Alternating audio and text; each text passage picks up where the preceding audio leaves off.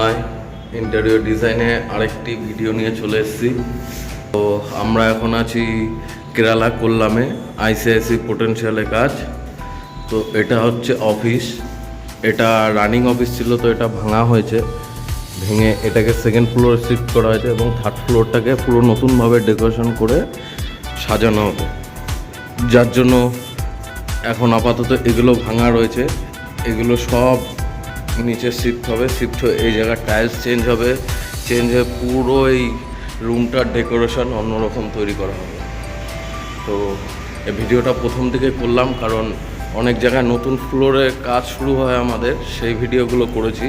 তো পুরনো অফিস ভেঙে নতুন অফিস তৈরি করার ভিডিও এর আগে আমি একটাও করিনি, তো এই প্রথম। আস্তে আস্তে এর পরের ভিডিওগুলোও করব।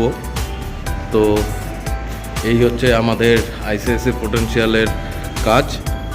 তো এটা অত বড় না, এটা 1140 কি 50 স্কোয়ার ফুটের কাজ হচ্ছে এখানে।